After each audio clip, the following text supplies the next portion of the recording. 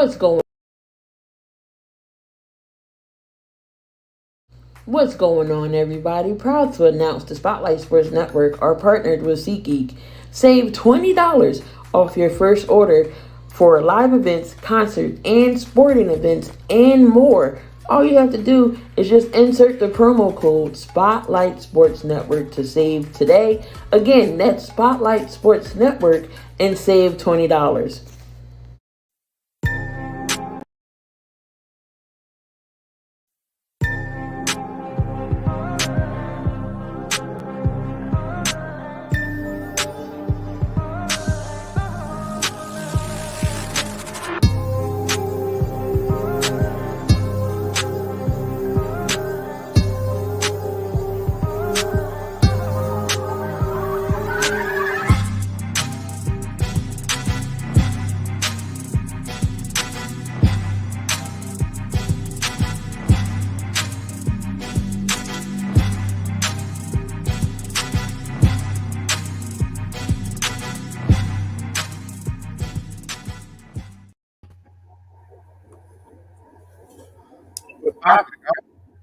Hey, how are you, NFL?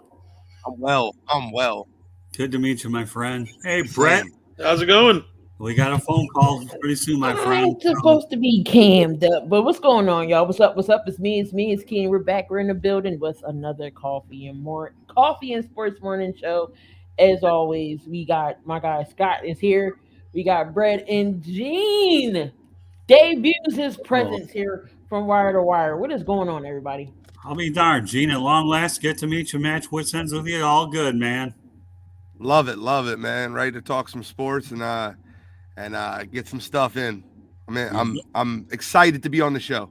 Me too, Brett. And now I get to finally see the guy who's been active in the chat room. I like when people that are active in the chat room show their face so we can go out there and see each other in person and realize what's more behind the keypad. Good stuff, man. All right, as Definitely. always, we got Vic and East Coast Gridiron in the chat. What is going on, y'all? What is going on? So let's get into everything here. On the agenda here for the morning show here. So we're gonna start off with a Thursday night football preview. We got the Denver Broncos going up against Indianapolis Colts on a Thursday night game. No Jonathan Taylor. And we all know the struggles of Denver in their offense. We just don't know where the Colts is right now. So, gentlemen, who wins this game? Whoever wants to start, I'll let y'all. I'll let y'all decide that. Well, you know what? Since I'm going to go out there and give the edge to the Broncos. I mean, without Jonathan Taylor, we don't know what Frank Reich. To me, he could be on the hot seat soon enough. They can't figure out the riddle out in Indianapolis. I really do. They thought they brought in Matt Ryan to take care of the passing part. The running game appears to be a little unstable. And at some point or another, I think the Denver Broncos have to figure it out. They really do because they have a sizable investment into Russell Wilson. And, I think Jerry Judy, Melvin Gordon obviously has a fumble issues and ball control. So I guess to answer your question, I'm going to lean toward the Broncos tonight. Yeah, I second that, and it's not only because Jonathan Taylor's out. I don't think enough people are talking about this, but Shaq Leonard is out also. Right. He's a very big leader and a vocal leader on that defense. On top of Taylor being out, I think the injuries just between those two alone will be too much for the Colts to overcome. So I do pick the Broncos as well. I think it's an ugly game, and I think with ugly games, you see weird things. So, like when I look at Nathaniel Hackett and I think of Frank Wright, I think Frank Wright's the better football coach. Like Nathaniel Hackett has shown me nothing at all. I think he's actually made Russell Wilson look bad. I think Pete Carroll looks like a genius in this whole thing because Geno Smith looks better than Russell Wilson. It's insanity to me. Take it a step further, right? Most people are predicting the under in this game, low scoring, ugly game, two decent defenses, no Javonte Williams, no Jonathan Taylor. Everyone's hurt. I actually think there's a lot of defensive scores this game. I believe it's going to go over the total. And I believe it or not, man, I really just feel like that Frank Wright and that Colts team get it together tonight. I'm gonna predict an upset. I wouldn't be shocked if the Broncos win this game, but I honestly believe that this is one of the uglier games of the season. I think Nathaniel Hackett is a one and done coach for the Denver Broncos, and I actually think that the Colts win this one in a higher scoring game than most Thursday night games would be. I think it's going to be a very ugly game. But when you see a lot of 3-and-outs, field position changes rather quick. So up getting points from that. Plus, I'll predict multiple defensive scores, a couple pick sixes tonight. You know what, Gene?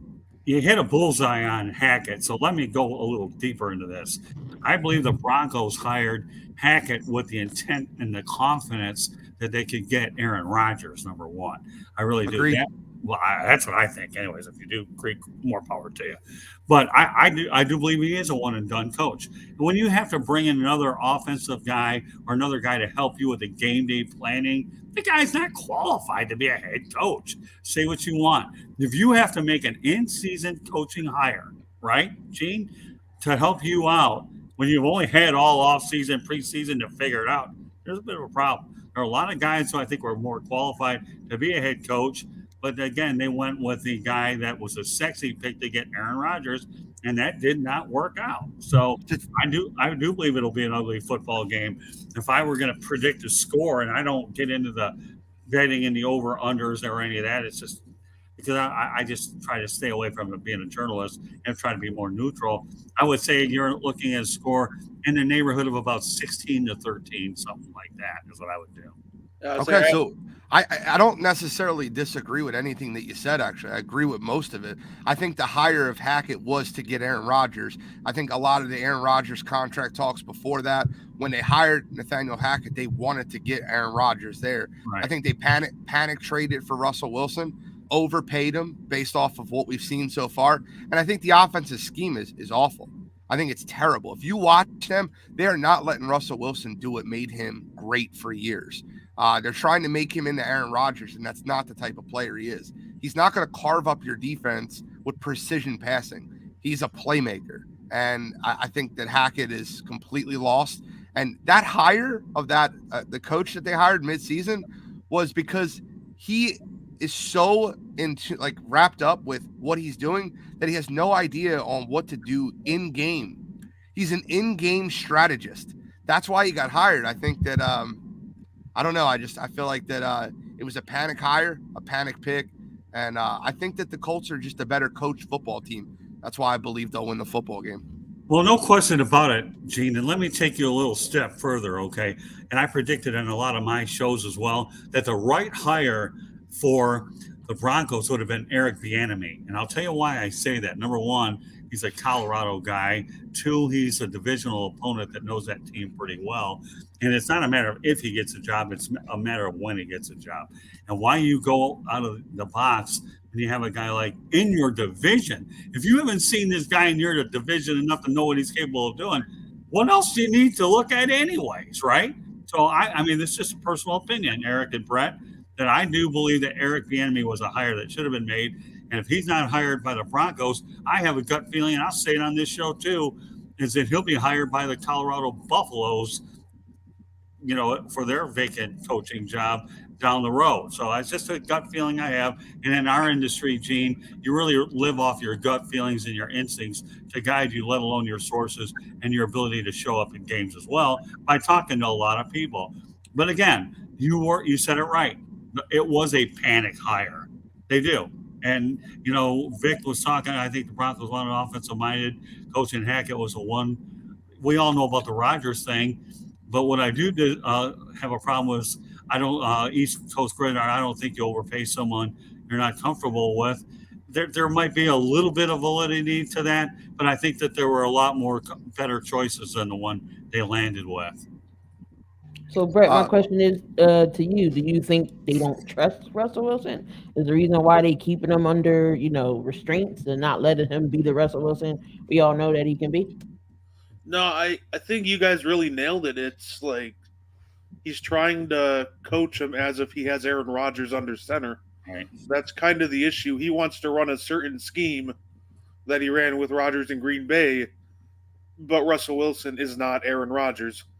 I do think Nathaniel Hackett, he could still get a job in the league as a coordinator, but he's in over his head as a coach.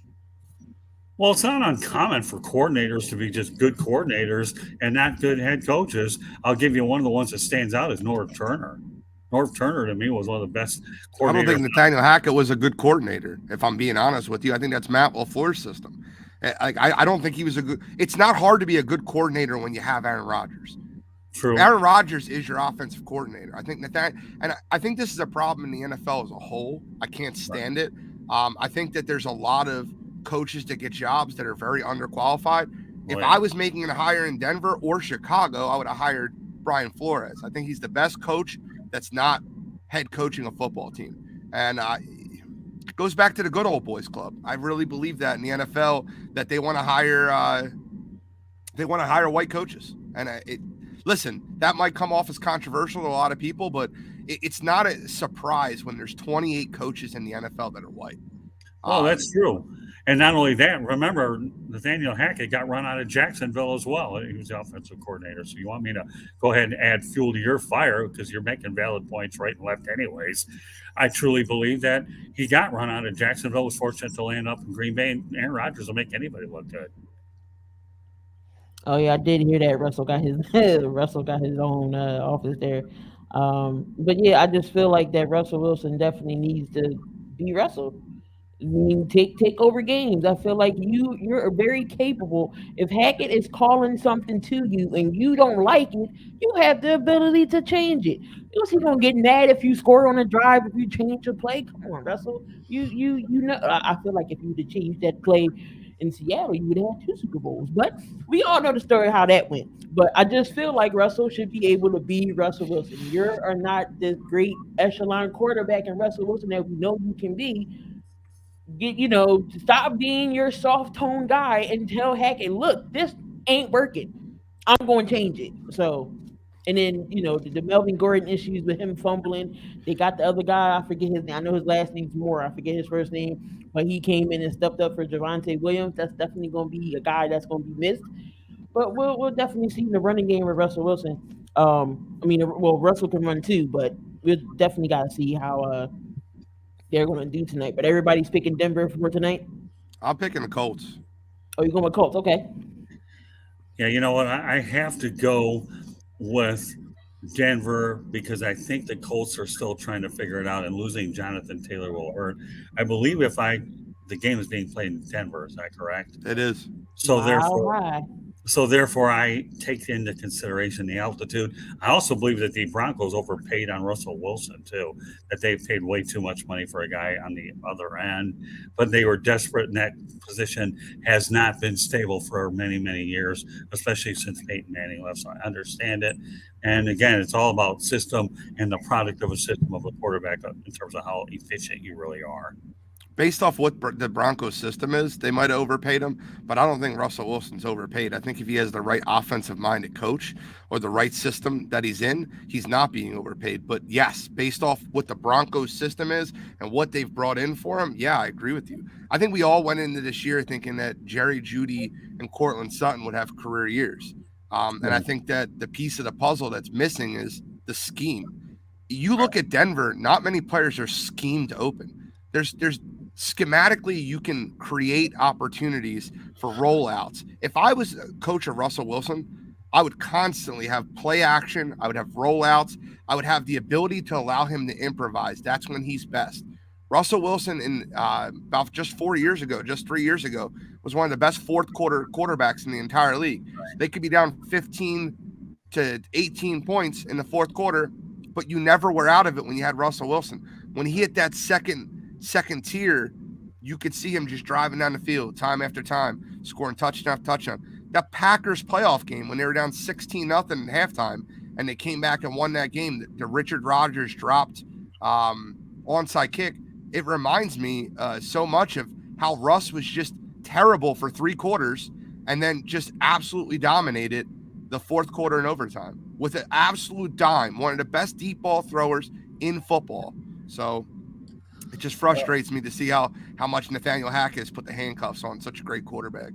Yeah, I'm Um, with you, and I like that. Chris Hackney makes a very good point. He's not a pocket passer; get him in space. We all know that, in my opinion, that Russell Wilson in space is deadly. Plus, he can use his legs a little bit too to get that first down if you need on short yardage situation. So good Brett, are stuff. you a Packers fan? Are you a yeah, Packers fan, Brett? yeah, that brought up a lot of bad memories I watching. seen the face. Yeah, yeah, that was hard, very hard to watch. I actually nearly went to that Super Bowl, but circumstances financially didn't allow me to go at the last minute. But I ended up going and watching Denver win the following year against Atlanta. I've covered 4 Super Bowls and been a part of 7 of them. So pretty good It's stuff. So awesome. the Colts are going to take Philip Lindsay off the practice squad, so he's probably going to get to run it. He's probably going to get to start tonight. Philip Philip Lindsay. Lindsay over Naeem Hines. Go ahead, Brett. I'm sorry. No, I just said Philip Lindsay revenge game incoming. Yep. So he is set to make his Indianapolis debut against his old former team. Definitely should be an interesting game. Going to be calling that game tonight, so hopefully it ain't too boring. Because God knows I hate boring games. Blowouts and boring games be the worst. Uh, it's the absolute worst, especially when you're streaming them. Man, oh man. All right, I so the won't. I draft. won't have to worry about it tonight, anyways, because I do Inside the Pigskin on my network from like 7:45 until 9 o'clock, and then I watch it afterwards. So I keep my football situation in conjunction to do it. And people that want to watch mine, if it's okay, if I put it out there, Key, they can always subscribe to the South Florida Tribune YouTube channel. I have a lot of good football content on there, baseball, you name it, as well as non-sports. So South Florida Tribune YouTube channel, folks, please subscribe. I would totally appreciate it. And if you have any channels out here that you want me to subscribe to, reciprocal cooperation is a beautiful thing. So there you go. I'll give you all the football you can handle when I'm not on this incredible show. And then we got so with the Rams and 49ers game last that just took place on what was that Sunday Monday. You seen the protester or whoever. I don't know if they trying to do these gender reveals things, but anyway, he runs on the field and Bobby Wagner tackles him. Dude got a nerve to be pressing charges on Bobby Wagner for one. So it's just crazy. It's just crazy to me how you're going to press charges on him, but yet you're on the NFL field running around. So my question to y'all is: Will Bobby Wagner, would there be trouble for him, or how would this go? I'll start with this one. Sure. I don't think there's any trouble that happens with Bobby Wagner. If he does get fined, if the guy does win some sort of a lawsuit, I'm sure the team will pay it. I don't think there will be any issue that comes to Bobby Wagner. I really truly believe that when you're doing something illegal and you're running from authorities, if someone bumps you or tackles you, I I believe you've already been in the wrong by doing something illegal. I do, however, think that they will end up settling with this guy, and I think the team will end up paying that settlement, not Bobby Wagner. First of all, there's going to be he's not getting into trouble. And from what I understand, the reaction from Kyle Shanahan, he thought it was cool. So don't be surprised if Kyle Shanahan decides to ante up a little bit of money because the entertainment was priceless. I'm glad you have some topics on here, Key, that don't require a lot of time, because this one definitely doesn't require a lot of time. So the answer is protest or pressing charge against Bahrain. Well, absolutely not. Good luck. You went out there and trespassed on a football field for entire in front of a national television audience and doing everything, and you're pressing charges? Get real. No way. Yeah, it just falls under the category of play stupid games, win stupid prizes. You want to trespass onto an NFL field, yeah, you're going to run the risk of, maybe a player is going to help security and tackle you. And quite frankly, they're not wrong for that. Just don't trespass onto an NFL field, like Scott said. So, yeah, no. Yeah. He got his TikTok moment, and as a result, he got his clock rung as a result. So, yeah, I don't know much about TikTok. I'm too old and not smart enough to figure this stuff out like you younger guys are. I do have an account, by the way. I just haven't put anything on it in a while because I have too many other things. Good luck, trespasser. Okay. And the only regret I have is he didn't get hit harder, because I got news for you. If you want to talk about repeating the same mistake, get hammered by a 300-pound NFL guy when you're on their playing surface and you have no business being there. The only people that belong on the field are obviously the players, the coaches, photographers in the media, and etc. Not bozo the clowns like this guy. So once again, good luck. All right, so we all know London. We do have another morning game on Sunday. The Green Bay Packers going up against the Giants over there in London, so another 9:30 game. And we know the NFL has traveled to London a few times, have big success over there. So should the NFL look at a team in London? I'm wearing a Jacksonville Jaguars shirt, just so you guys know. Okay, and guess what? They've been playing there for a lot of years. So it was a bucket list item for me to get there. Never has worked out. The guy that I was going to try to get me in there retired, and the logistics were hard because of the pandemic. To me, having an NFL team in London would be the equivalent of the MLB trying to put one in Honolulu. Okay, for travel logistics, it would be almost impossible. Eventually what's going to happen is you're going to have 18 games. They got 17 because you had to compromise the preseason, to even it out. But eventually you're going to see 18 games down the road. The USFL had 18, Canadian Football League has 18. But here's the thing, okay? Even if you have a team from London, all right, they would have to be in the United States and establish a base here for the travel reasons. And then NFL teams that play there would have to have a bye week every year. So I think scheduling, it would be very challenging. I know they would love to have one. They used to have NFL Europe there, and and I was hoping that league would stick around as a developmental ground for players.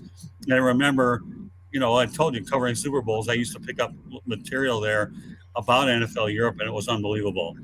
But do I think they should get one? Yes. Do I think the probabilities of them getting one? No. They're going to have to stick to 3, 4, 5 regular season games a year just to keep everything there. And I think London considers the Jacksonville Jaguars their team anyways, for the most part, because they've been there for a lot of years. And the Jaguars depend on the London game to break even and turn a profit because obviously they don't draw as well in Jacksonville. So I hope I answered your question, but I think you should, but I don't know.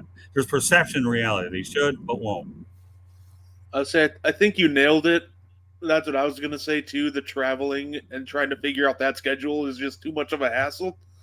I think that there is a market over there, but at the end of the day, I just think it should stay the same how it has been. Don't have a team over there, but if you want to send two teams over there and then give them a bye week after, then yeah, I think so. No, I don't think they should put one over there, but I do think they should continue to play games over there. Okay, well, so couple things real quick that you guys, you're fine. Couple things that you guys have said that I'm going to take a piece of each. The first thing is I think there needs to be a developmental league for the NFL, and putting that in Europe, not necessarily just London, but Europe would be very smart. Kind of like how there's developmental leagues for the NBA. I know the G leagues in the United States, but being able to have somewhat of a minor league system where, professional basketball players can play overseas and still earn income. I think a developmental league makes sense. The question was, should they, right? Key. The question was, should they? Right. This year, next year, the following year, the answer is no. I think eventually what will end up happening 5, 10, 15 years from now is they'll actually create a division. Not necessarily like 4 teams, not necessarily one team. I think they'll create a division which will really lessen the travel. You got to think of it this way. Free agent players in the NFL would be less likely. It's almost a competitive disadvantage to have a team in Europe because free agent NFL players would be way less likely to sign overseas or abroad when they're born in the United States, they play in the United States, and they went to college in the United States. A fundamental NFL league, like a minor league system in Europe, would make the most sense to be able to develop talent from the European level. Would make the most sense. 10, 15 years from now, I can see them creating a division. But right now, they're giving a bye to every team that goes over to London afterwards because of how extensive the travel is. Can you imagine when they have to play the AFC West or the NFC West, and you have teams traveling from LA to London? It's just too much. You'd almost have to build in a bye every week. So My answer would be they shouldn't now. They should create a developmental league, very similar to NFL Europe, but do it a lot better, in which it's televised more, advertised more. But yeah, the answer would be no. Yeah, and let me expound upon your point if I can, Gene. All right. Number one, I remember when they had NFL Europe and they liked it and it was working. It was just too expensive. That's all. But let me tell you, they did. Here's the only other thing I should point out to you, though. Number one, you have the USFL back. So there is some development here. And obviously, the TV networks are backing and players are going from the USFL to the NFL. Item number one. Item number two, you have the XFL coming into play next year. So yet you're going to go out there and have yet another league with the XFL returning for Act number three. Hopefully, they get it right this time. The Rock is involved with his other half, Annie Garcia. I think that's what her name is. So you have two. That's his ex-wife. Ex-wife, well, former other half, whatever you want to call it. I hear she's a pretty shrewd businesswoman, though. I really do. So the reality is you're going to have two leagues, which would be developmental of sorts. And let's not forget that you have the colleges that are still producing good players, too. So there's no shortage of talent.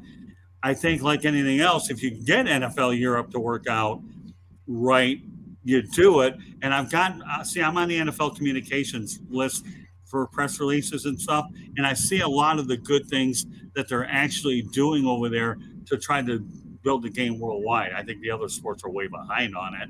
MLB's a little further behind. The NBA, they have all their leagues out there doing whatever they do, and they stash players overseas. And the I NHL, actually disagree with you completely. I think NFL is actually further behind than any three of the other major sports. Well, I didn't say that they were way ahead of the game because they're way behind. I know. They're way behind. Okay. Yeah, no, I didn't say they were way ahead. They're getting better. They're getting better. I mean, let's face it, the NFL, the NBA stashes players over there anyways. They draft well out Correct. there. I know that. And the National Hockey League developed. The KHL is probably a better league than the NHL. Mm-hmm. Like in reality, if you want to be honest about it, the NHL is probably the secondary league in the world as far as hockey. It's crazy to me to think that the NFL is so far behind being a world game. They still called football in Europe. It's football is soccer. So it's so baffling how far the NFL is behind other major sports as far as and in baseball, man. I think you'll see this year in the World Baseball Classic in March coming up how stacked some of these teams. The Dominican team versus the American team is like must-see TV. Yeah. Well, whether you know it or not, Gene, okay, back in 1972, when Team Canada played Russia out in Moscow, that was a heck of a summit series, and that led to other more international competitions between not only Russia and Canada, the United States, and the Olympics. So when you talk about Vladislav Tretiak, you couldn't even get him out of the Soviet Union. And I know that there would have been an incredible amount of talent. Now when you look at the Russian five with the Red Wings and all that. So we know how strong the NHL has been internationally. You're right, the NBA has a strong influence. The NFL's later in the game and MLB down the road, with the exception of the World Baseball Classic. And here's the thing, Gene, okay, the one who got it going was Bud Selig, who actually agreed to do it because they all wanted to do it, and they do it during spring training. So I'm well aware of the fact that the NFL is way back. But the thing with the NFL that makes it a little deceiving why they're further ahead is because of the biggest league of the four, the most profitable league of the four. And when they play overseas, it's an event. Okay. That doesn't mean the developmental side and all that stuff is way ahead. You follow me? So I totally understand your point. NFL has a ways to go. But here's the deal. You do have two stadiums, right? And now you're getting the Green Bay Packers. You forced them to go there because of the 17th game because they weren't giving up a home game. To think that the Green Bay Packers, think about it, Brett, you're a Wisconsin guy, right? You think the Green Bay Packers would go out there and give up a home game? No. This is the only way you could get them overseas, all right? Really. You have the 17th game, 8-8. And here's the thing. Opposing teams don't want the Packers play the Packers overseas because they get a big gate from the Cheeseheads every time they draw there. So I always hate to say this, but I'll tell you what, if it were me and I was disclosing an America's team, I'd put the Green Bay Packers over the Dallas Cowboys 10 times over because of the tradition and everything that they've done, you We're not know, talking about America's team now. The no, Dallas no, Cowboys Oh are the God, furthest. please no, don't. The Dallas Cowboys are the furthest thing from America's team in the right. entire Well, world. that's true And I'm too. so sick of people talking about that being America's team. That Oh, team has won 3 playoff games in 27 years. That's one playoff game every 9 years. right, The and Dallas Cowboys suck. Let me just be right. clear about that. They suck. And the compounded situation, the Jacksonville Jaguars have been to 3 title games, and the Cowboys have been in there since one. So I'm helping you make your point. But the reality, I am. But the reality of the whole situation that I truly believe is you're right, Gene. Football versus football. I mean, the whole world's confused about the whole gridiron Correct. versus soccer deal. I'm seeing a soccer game, by the way, on Sunday with Inter Miami because I have one in my backyard. So, but the reality of the situation is, I think you're right. The NFL, from a draw standpoint, looks good on the surface, but the other leagues are way ahead of the whole thing. And I think it's impossible for, to me, London to get a team. Just like I told you, Major League Baseball could not even get a team in Hawaii. And they used to have the Hawaii Islanders, a AAA team out there, and that never worked out. And they played at Aloha Stadium, but they had to go ahead and schedule so many games there. Teams had to get hotels for a while, and vice versa. I mean, you're right. You can't pay American talent enough money to be able to have a minor league team in a different country or even Hawaii. Minor Right. league players make nothing. Like Nope. minor league baseball players are just they make less than your standard. Like it's awful. So to be able to have a European team that they would literally bleed money for years until they could develop it. I think that having a fundamental league is the best way to do it. Not like, and I seen what ECG was saying earlier. The European League was horrible. That's because what they were doing is they were taking American-born players and moving them to Europe. I want it to be more of a development league. Right. French-born players, English-born players, German-born players, to be able to have in Europe as a development league, to be able to pay them because they could sell out those arenas. They've proven this, that they'll sell out arenas for good football. It's just, I think that trying to get college players to go over there for $150,000 a year is just not worth it. Well, not only that, you're right on that point. And here's the deal: I get a lot of the press releases where a lot of the European players are getting tryouts everywhere. So we're starting to see a little progress in that area. We really are. I mean, I read it. Listen, Gene, I read it every single day, and I have to pick and choose where I put the stuff on and where I do because I know that.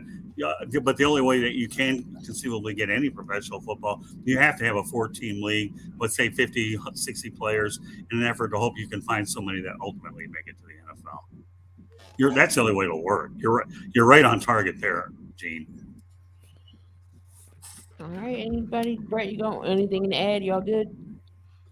What did we get? I think you guys pretty much covered everything at that point. So no, I don't have anything to add. Sorry, Brett, didn't mean to steal your thunder, but Key, we try to give you your money's worth when you bring us on here. No, you're good. You're good. All right, so we all know the 1 and 3 teams. So which one and 3 teams has a chance to turn things around and possibly make a run at the playoffs? So your 1 and 3 teams would be the following. Give me a second. I should have had this up. All right. So your 1 and 3 teams are the Patriots, Pittsburgh, Vegas, the Commanders, Detroit, the Saints, and the Saints.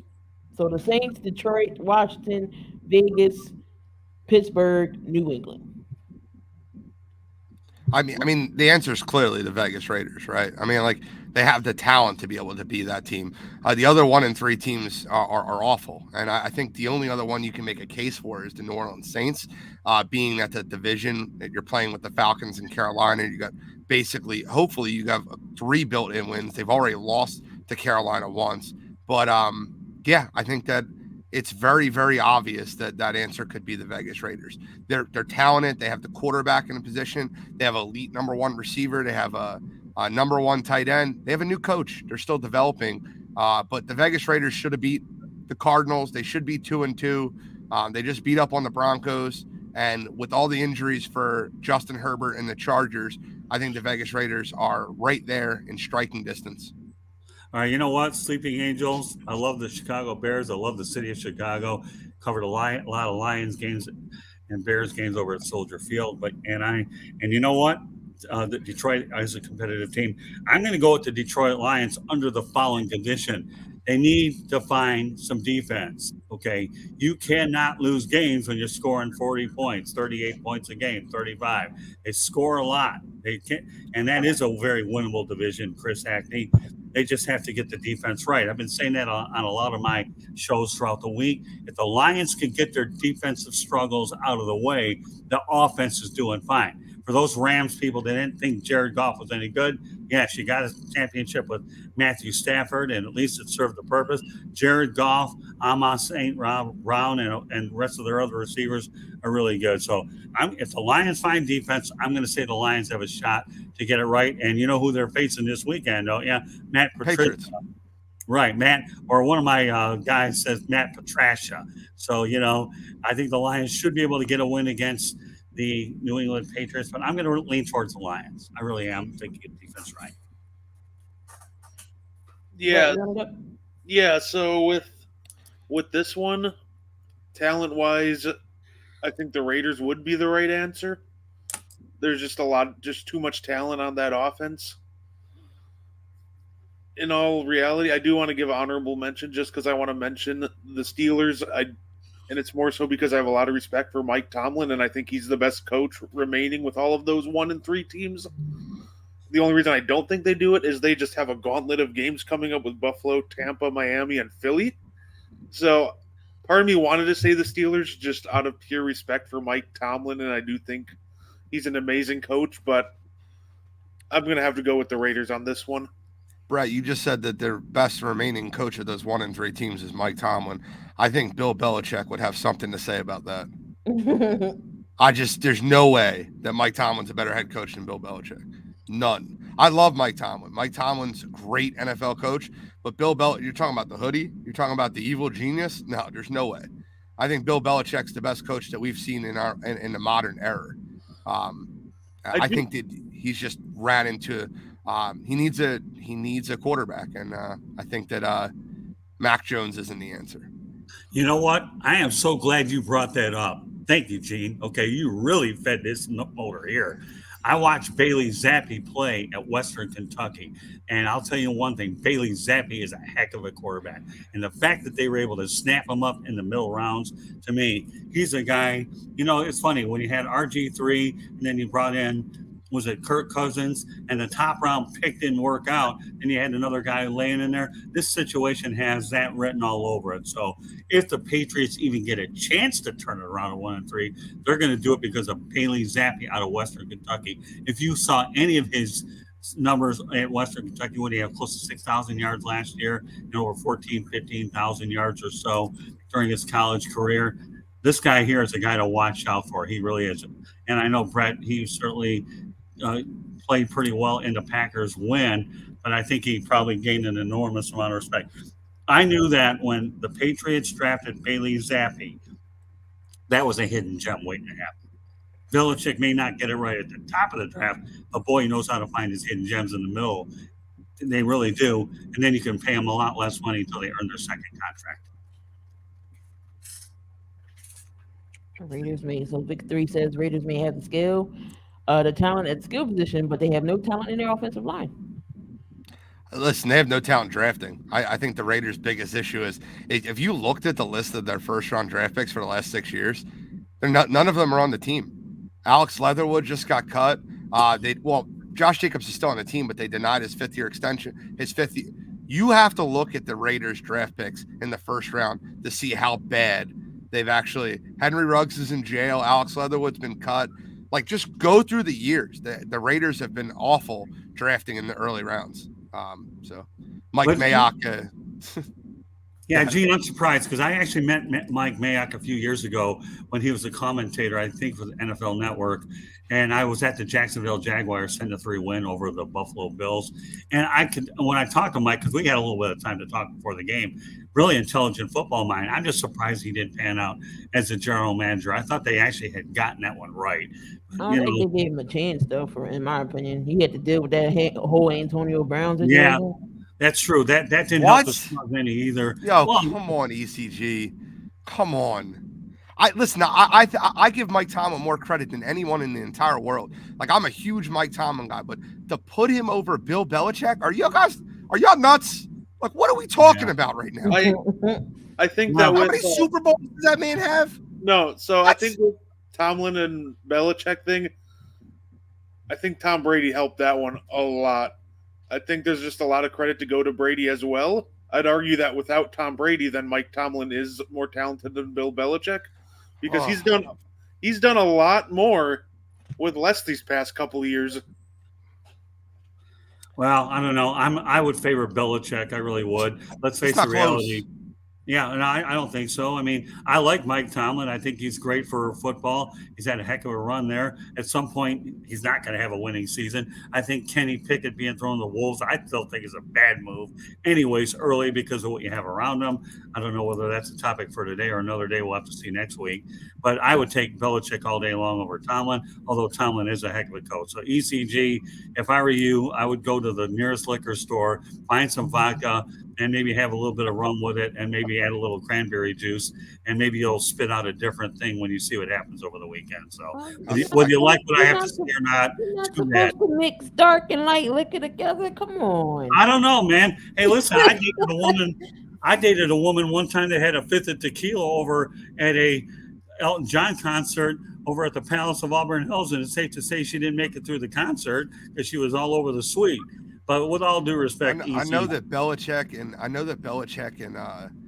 and Tomlin can be compared, and I understand the comparison. I don't agree that they're even in the same ballpark, but to even bring up the fact that Brady and Belichick, like Brady made Belichick, I think that's a joke too. Brady got hurt the first game of the season. He went 11-5 with Matt Castle. Brady is left. He made the playoffs last year with a rookie quarterback and Mac Jones.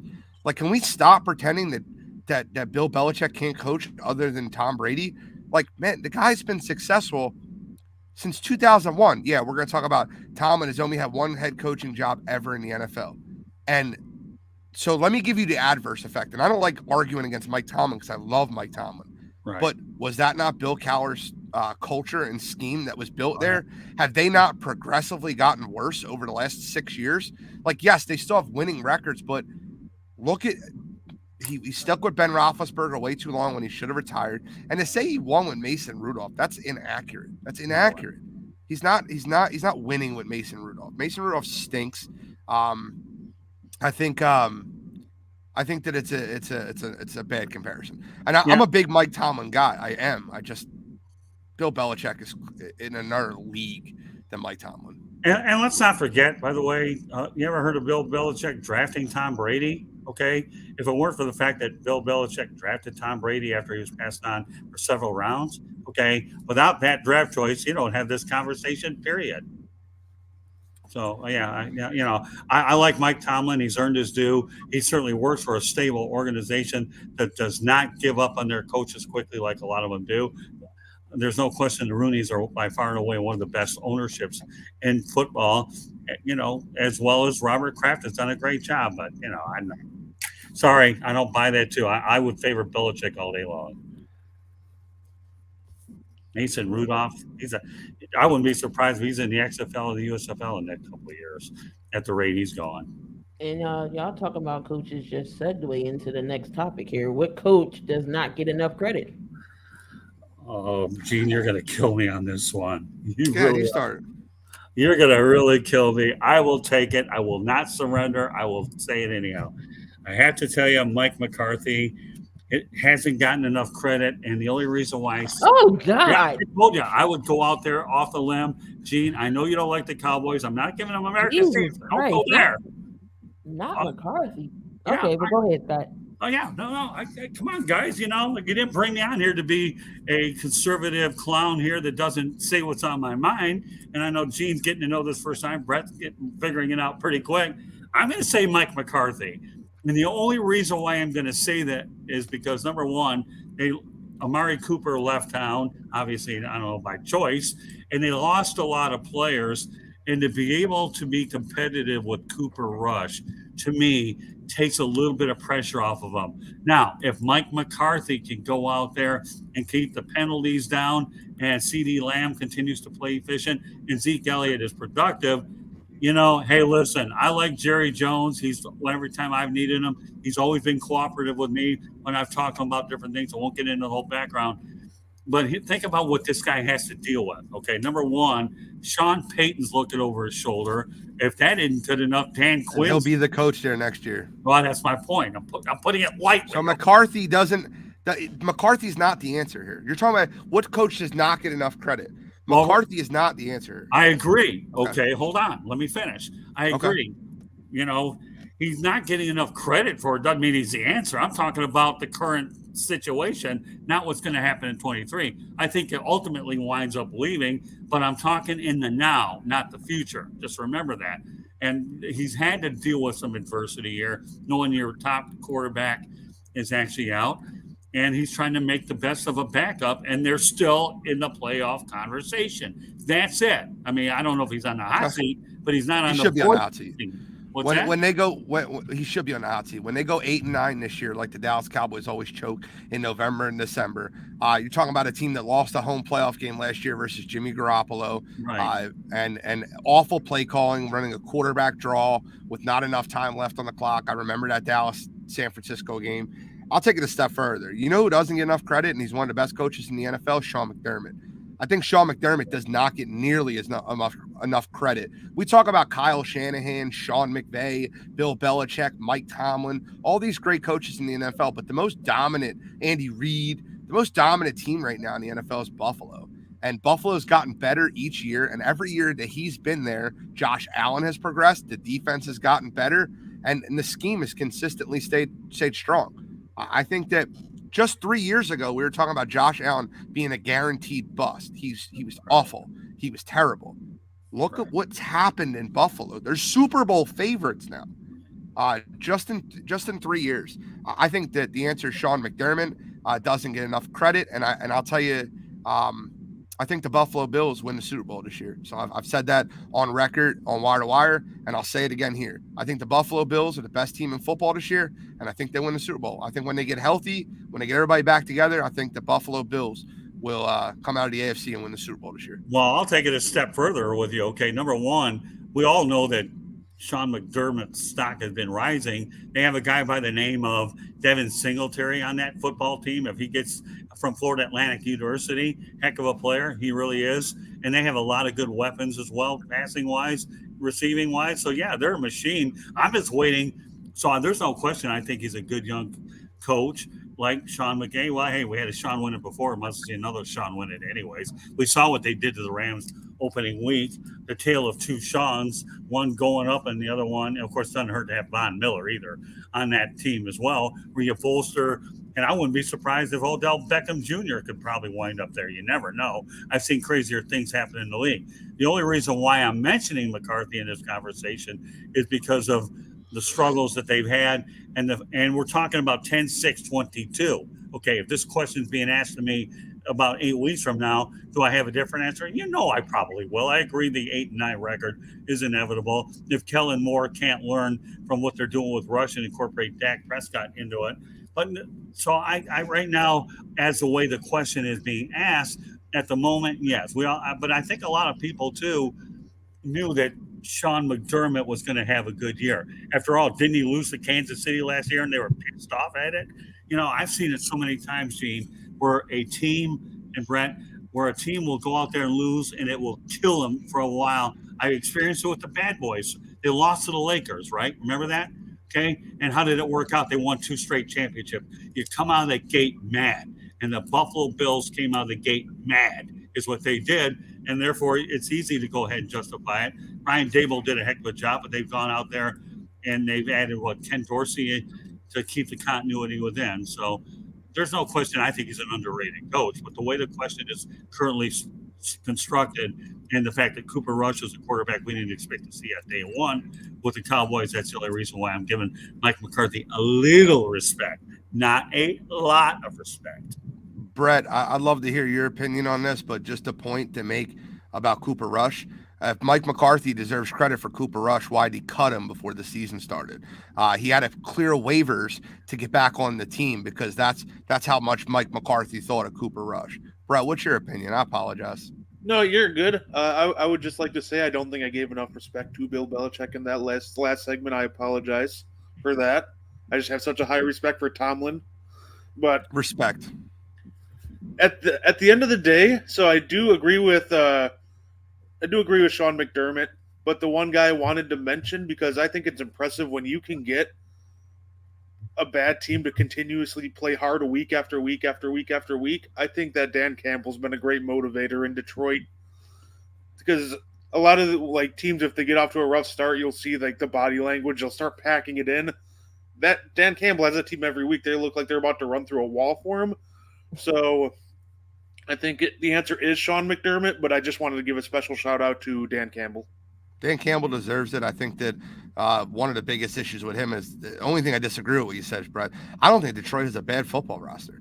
I think they have a top 15 wide receiver. I think they have a top 15 running back. I think they have a top 10 offensive line. I think they have a top 10 defensive line. I don't think they're a bad football team. I think that they just need to find ways to win football games. But I think Dan Campbell is a great motivator. But schematically, I think that's where he loses. Defensive schematically, I think Aaron Glenn as your defensive coordinator is not hired to be fruitful. I know he likes a lot of ex-players on his staff, but I think a defensive scheme guy would fit them way better. I think if they hired Rob Ryan, I love the Ryan family, but I think if they hired someone like Rob Ryan to be their defense coordinator, or even if they would have been able to get Brian Flores to be their defensive coordinator instead of being a special assistant in Pittsburgh, if they would have did something like that in Detroit, I think Detroit right now is sitting with a 3-1 record instead of a 1-3.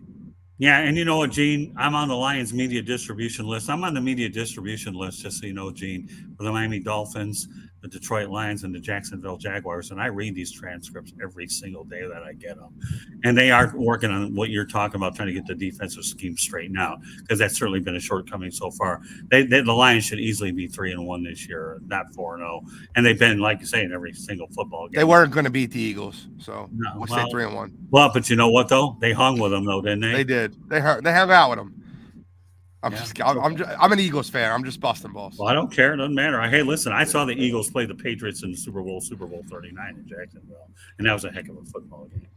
We should have 2 Super Bowl rings, but we're not going to talk about that either. But anyway, we're not going to get into that. We should have beat Brady the first time. But yeah. So another coach that comes to mind, I can't really think off the top of my head, but y'all really did nail it with McDermott, especially McDermott over there in Buffalo. The way he's been dealing with Buffalo and making them playoff contenders, and then you got Dan Campbell coming in.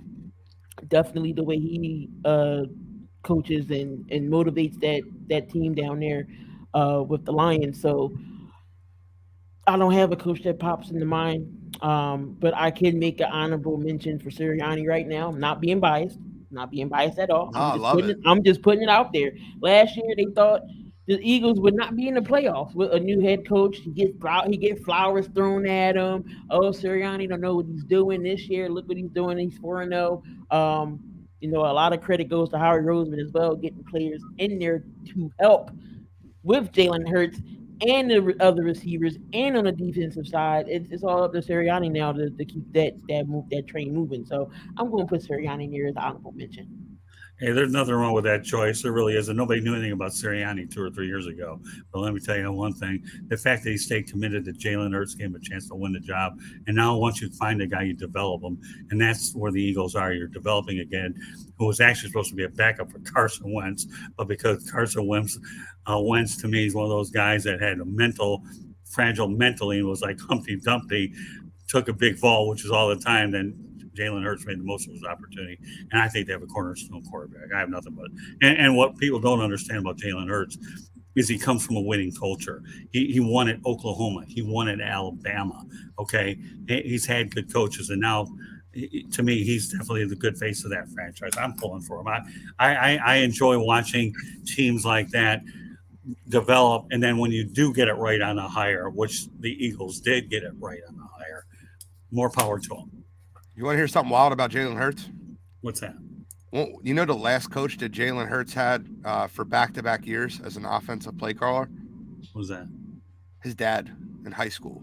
Really? No He kidding. is went to from Saban to Lincoln Riley to Doug Peterson to Nick Sirianni, and then now Shane Steichen this year. Shane Steichen's the offensive play caller. He's had a different play caller for 5 straight years of quarterbacking football. I think that's absolutely insane. Yeah, High that's school was the last time he had the same play caller for 2 straight years. I think that the Eagles having him having the same head coach for 2 straight years is huge right now with him having Nick Sirianni for 2 straight years. But I hope that they develop. I hope Shane Steichen doesn't get a new job next year. I hope that the Philadelphia Eagles consistently develop him and keep the same play caller, keep him in the same system so he can learn it. One thing you could say about Jalen Hurts, and I've always said this, I've been very highly critical of him throughout his career. I think he lacks arm strength and anticipatory throws. But what I will say is he does not lack character. He does not lack the ability to get better. He's the last guy in that's cliche, right? The last guy to leave the building, the first guy in the building. That's the type of character that kid has. And I've watched him improve over the weeks, and I couldn't be happier right now at our QB1. Well, the lack of continuity over the years is a kiss of death in any level of football, let alone the NFL. How many great quarterbacks have you had where you change? I mean, I'll give you one example. And again, I can bring up a million. I know we doesn't have a lot of time because I have a lot of topics to get to. But Joey Harrington was a product of that kind of thing in Detroit, where he came out of Oregon, heavily heralded. But I won't get into that. I'm just saying the kiss of death is when you don't have continuity between the offensive coordinator and the head coach. That's where 95% of these top prospects fail. That's all I'm saying. And you're right. The fact that Jalen Hurts has been able to get through that, more power to the kid. Really. The All kiss right. of death. So Lack we're of gonna time. move on here. So, which 3-1 team will finally fall flat? Easy answer. Easy. I seen this question. I literally thought it was the easiest. The Giants. That's the easiest answer by far. The Giants are going to get destroyed this week in London. After they get destroyed this week in London, they don't have a quarterback. Daniel Jones stinks. He's hurt. Tyrod Taylor comes in the game. He gets a concussion. They had Saquon Barkley playing emergency quarterback for them. Brian Dable is winning football games with smoke and mirrors and Saquon Barkley. And eventually that luck is going to run out for them. They beat a very bad Panthers team. They're not a good football team. The Giants stink. I think they're 3-1, and they have the potential to only win 6 games this year at being 3-1. So the Giants are the easy answer there. Well, I've never really been totally sold on Minnesota. I really haven't, but they're not my top choice. My top choice, believe it or not, is the Miami Dolphins, because they've got a disastrous situation with the Tua concussion situation. You're going to Teddy Bridgewater. I know Skylar Thompson is the third quarterback. So, I know the Dolphins, to me, have always gotten off to decent starts in some cases and have tailed off. But now you got Tua, who can't stay healthy, and now the controversy surrounding the concussion situation. So, and they play in a division with Buffalo. That doesn't help either. So I'm going to actually go with the Miami Dolphins until we have more clarity on the Tua Tagovailoa situation. I realize you have Tyreek Hill, Jalen Waddle, some good running backs, some good tight ends. I think Mike Gesicki's there. But to me, the question mark is Tua Tagovailoa. This situation with the NFL with concussions is an absolute mess. And I think the Miami Dolphins are right in the middle of it. If Tua were to stay healthy all year, then this question would not even be a thought. I understand the logic behind the Giants. I don't know what the expectations were that this was an evaluation year for Jones anyways until they decide to bring in somebody next year. I get that. But I have to go with the Dolphins because of the uncertainty of Tua Tagovailoa. Yeah, so I hope my old roommate ain't listening to this because he's a diehard Giants fan, but I do think the answer is the Giants as well. And it is the fact that they have question marks at quarterback. I think it was Sterling Shepard just had that injury last game. He can't stay on the field to save his life. Say Kenny Galladay's been a major disappointment. They don't have a receiving game. It's pretty much all Saquon Barkley at this point, and we know at some point he's either going to get hurt or I think he's going to run out of gas. So I do think that the answer is the Giants as well. Okay. All right, let me see who is 3-1. I can put my two I cents don't think in there. either pick is bad though. I think you guys are totally on target with the Giants. I just being in the area and I see Tua Tagovailoa and the mess it's created to me is why I'm leaning in that direction. What 3-1 team is gonna fall off? It's gonna be Dallas too. Because with the Steven, what happens every year? They get everybody's hopes up. They all looking great until just wait. There's always an accident waiting to happen. They'll break your hearts. They're not gonna be 3-1 for long. So they're gonna get crushed by they hopefully the Rams come back and beat the Rams that we know to beat them. But yeah, Dallas is not staying 3-1 for long. They're gonna fall off as always. I wanted to say one thing real quick, Key, because I think this might be our last football topic for the day. Hmm. And I just want to bring this up because I think it's super important. The Miami Dolphins are an absolute train wreck of an organization. Stephen Ross should be forced to sell that team. From what happened with the collusion to try to get Brian Flores to lose games, to the tampering to try to get Tom Brady there and Sean Payton, to firing Brian Flores after rebuilding that franchise in the right direction. Stephen Ross, and to the concussion with Tua this past week, which everyone knew he had a concussion versus Buffalo. Hmm. Everyone. Yet they found a way to force him back on the field, and he went back on the field way too early versus Cincinnati. And now a CTE expert who basically was I forget his name, please forgive me, but was the basis of the movie Concussion, said Tua should retire. CTE is very evident with multiple concussions that quick. You can do irreparable damage to a kid's head and brain. And I think that the Miami Dolphins don't care. They don't care about Tua. They don't care about their players. And what they did to Brian Flores was and once again, to pay Tyreek Hill, who's also not a great human being, $30 million a year, it shows that organization does not care about anyone but trying to force their way into winning. And good prevails and evil does not. That might be a little biblical for us, but I cannot stand the Miami Dolphins organization. I will openly and actively root against them until there's a change in ownership. No debate there. Not only that, though, Gene, you have to understand that I believe the last winning coach that was Dave Wanstead. So they've had a lot of coaching turnover. Once upon a time, you had Don Shula, Jimmy Johnson, Dave Wanstead. After that, it's been an absolute mess, like you stated out. So the only thing I'd say about Stephen Ross, and I'm not saying it to his defense, that he's done a great job developing at Joe Robbie Stadium with everything he's done, built the team a brand new workout facility. He's a racetrack, and he also had the tennis out there. So he's done a good job of the area, got him a Super Bowl. But in terms of his on the field decisions and all the dysfunctionality that you just illustrated, there's no question that I think that the Dolphins have certainly been a mess for sure. No debating that. All right, it was one more football topic we had. We just said who's gonna be upset this week. I got a big one. I got a real big one. Brett, why don't you start? We've kind of like skipped over you way too much. Brett, why don't you start? Brad's a No, good guy. no, you guys are good. I just want to say you guys are like two of the smartest people I've heard talking about football. You all know the history and everything going on very well. So I do enjoy listening to you guys go back and forth. I'm gonna go real bold here though, and I'm gonna pick the Falcons over the Buccaneers. Hmm. I think Okay. Big one. Tom Brady might be thrown off his game. There's a lot going on, and I'm gonna go with the Falcons. There's a few teams that I can see upsetting, being upsets this week, but I want to go with a bold one because I'm a bold person. I've always been bold, right? So, like, I obviously picked the Colts tonight. That would be an upset, but that's not my pick.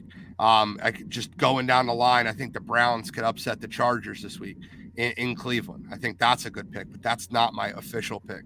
My official pick this week will be one that I doubt anyone will have. Who has the lowest key? I know you know this because I know you've been listening, but who has the lowest quarterback rating out of any starting quarterback in the NFL right now? You think Carson Wentz? No, it's not. He's not worst. The worst is Baker Mayfield. Out of every Oh starting yeah, it is quarterback, Baker Baker Mayfield. Mayfield. Let's take it a step further. Who's the best defense in the NFL right now? San Francisco 49ers. Those two teams play each other this Sunday in Carolina. Would it be a huge upset to say I think the Carolina Panthers upset the San Francisco 49ers in Carolina this week? Huge upset, right? I think coming on a Monday night football game over a division rival in the LA Rams, having to travel across the country for a 1 o'clock start against Carolina, who's 1-3 and reeling, and their season depends on this. I think the Carolina Panthers beat Jimmy G and the San Francisco 49ers on Sunday afternoon. I really believe it.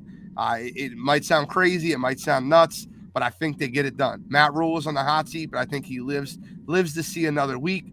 I think the Panthers win this football game outright over the San Francisco 49ers. All right, the only thing I'll add to what you're saying, I don't know whether I'm adding or what, but the Carolina Panthers are 1-26 under Matt Rule when they allow 17 plus points. So if they're going to 26, yeah. So if indeed that's what you believe, Gene, there's a little number that you might really want to think about, with your logic. Okay, this is what it takes for Matt Rule to see another week. But the pick I'm going to give you guys is going to be Cincinnati over Baltimore. And the reason why I'm going that direction is the Bengals, to me, their offensive line is starting to get right. And I believe they dominated the Ravens a year ago. So I just somehow, some way, I think Joe Burrow is going to figure it out. And Jamar Chase, if you get Hickson involved, this is just a gut feeling that I'm going to go Cincinnati over Baltimore. I think that, again, we're entitled to our opinion. This is what I think, okay? And Lamar Jackson, to me, is a heck of a quarterback. He's going to get paid a lot of money, but they can't stop anybody and hold leads. They've given up a lot of big leads in the past, and I think Cincinnati is going to come on, and I think they're going to make a statement this weekend. Oh, I'll make it very clear to you. I agree with that sentiment. I said that last night on Wire to Wire. I think that Joe Burrow last year put up 500 yards against the Ravens. He had a very known podcast interview where he was talking about why he wants to beat the Ravens so bad. I think the Ravens are so ignorant that they're going to put Marlon Humphrey one-on-one versus Jamar Chase, and Jamar Chase is going to burn him like he did last year. They think they can. We're smarter. We're going to put our number one cornerback versus Jamar Chase, and it hasn't worked. What you have to do against the Cincinnati Bengals is bracket coverage Jamar Chase, which a lot of teams have done, which Miami did last week. I don't think the Ravens will learn from that. I think they're going to end up trying to go one-on-one again with Humphrey versus Chase, and I think that the Bengals win that football game. I agree with you. Yeah, let's face the reality. Joe Burrow was sacked a ton at the beginning, but if they get that offensive line, the Bengals spent money to try to keep this kid upright. And if you keep him upright, to me, I love his personality, his cool, calm, collective personality. Give him some. For the first time in ages, the Bengals are showing a commitment that they want to win. You talked about the Brown family being a little cheap because they have been for a while, but then Zach Taylor's an underrated coach too. If you want to go out there and talk about underrated coaches, what we didn't mention him earlier, but now I will since we're talking about this football game. So I like what they're doing in Cincinnati. I really, really do. And I don't know. I think the point spread, and again, I don't really look at this stuff. I think it has Baltimore -3 with Baltimore. This is really an upset, but based on point spread, I'm going to say Cincinnati all day long. I'm gonna say the Jets beat Miami this week. I can see that. Yeah, I can see it too. So I'm gonna definitely go with that. So Chris says, make me question coaches because linemen they brought in highly graded linemen by PFF measure. Let me reply to that. Several offensive linemen in the NFL have said this over and over. Cohesion is important. When an offensive line group, doesn't matter how good you are individually, if you can't work together to pick up blitzes, to pick up rushers, cohesion is important. So that for them to have only 4 games together, I don't think the issue is the talent or skill level of the Cincinnati offensive line. I think it's them getting used to playing with each other. And I think they did in the Jets game. I think the Jets game, they looked a lot better, and they look good this week versus the Miami Dolphins, who have proven to be a top 10 defense this year. I don't think that's a coach thing. I think that's just them being cohesive together. All right, so that was your NFL. Gonna move over into some MLB. We all know the playoffs and the wild card round starts this weekend, Friday, Saturday, Sunday. Only a best of three series for the wild card. So my question to y'all: who is the best team in the playoffs? Well, we going overall now, but who's the best team in the playoffs right now? I mean, are you asking us right now who will win the wild card games, or you want the prediction later? I just want to make sure I understand where you're Well, going. no, it's two separate questions. So who's the best team in the playoffs right now? The Houston Astros, and I don't think it's that close. Yeah, you know what? The Braves could win it all, but it's hard for me to go against the Houston Astros. And one of the questions that you listed here, I'll give you my reason why. But I have to stay with the Houston Astros for some reason. I think the Atlanta Braves could win it all. I saw them play against the Marlins on Tuesday. Kenley Jansen's pretty good. They have a lot of great players around on the Braves, and they're the defending champions. So it's hard to go against them. They've made some changes. They're well balanced, they're well managed, and they won 5 straight division titles, and more importantly, defending champions. But but right now, I think Houston's dangerous. Definitely with that pitching staff. Brett, who you got? Yeah, no, I would have to say Houston as well. Also, with a shout out to the Dodgers, they've been also playing really well. 111 regular season wins this year, but I think the Astros are the team to beat right now. Well, part of the reason is you got so much talent in the National League. Who's going to come out of it when it's all said and done? I mean, when you look at the win-loss totals, you got the Dodgers 111 wins, and of course we know Houston's a Class A American League 105, Atlanta with 101, then you have the New York Mets at 100, and San Diego could be a sleeper if they can get all those high-priced players to play well and get enough pitching. And again, so I think the path in the National League is extremely tough to get through. I think that now that the Padres in, we'll see what they can do. And I wouldn't rule out the Phillies. They were looking like they were dead earlier when they let Joe Girardi go. You bring in an interim manager, and how did that work out? Well, this guy has a chance to win the full time job. I really do. When you have a manager that takes over in mid season and leads a team to a playoffs, who in their right mind would not give him consideration for the job? And I think there's no question, uh, Chris Hackney, that I know you're pulling for the Phillies. It's amazing that they're actually in the playoffs, but more power to them because they're certainly talented with Bryce Harper and company. Vic, are you a Yankees fan? That's wild. Yes, he is. He said they're getting payback from the Houston frauds this season. I don't know if you know this, but in April there was a huge story that came out where we talk about the Red Sox and the Houston Astros getting caught on the cheating scandal. The Yankees were also one of those teams that got caught on the cheating scandal, and MLB baseball has done everything in their possible power to be able to hide the fact that the Yankees were involved in a cheating scandal. Also, their hands aren't clean. It came out in April. It's been news if you look for it. I think the Houston Astros are frauds. Had their cheating scandal, but they're a very good baseball team, and they've cohesively played together for years. And we talk about Verlander, but Valdez is probably the most dominant pitcher on that staff right now, and Verlander's had a Cy Young season. So you go against that 1-2 with that lineup. The Yankees have backed into the playoffs. They almost blew a 17-game lead. I truly believe that the Astros and then the Dodgers could be way better if their pitching staff was healthy. But I think it's going to be Astros Dodgers in the World Series. All right. So the next Well, question. then Go ahead, Scott. Yeah, if you're going to do that, why don't we just segue over to a question, if I can bring it up right now, is who is the best pitcher in the playoffs? And I'll tell you what, Gene, I'm doubling up on you. I am going to go with Justin Verlander. The guy's 39 years old, had arm surgery, 18-4 with 1.75 earned run average. 2-time Cy Young Award winner. He's won a championship, and he guided the Tigers to 2 World Series, even though they fell short. So I'm going to answer that question you have on your list right now of topics, and I say Justin Verlander right now is the best pitcher in the playoffs.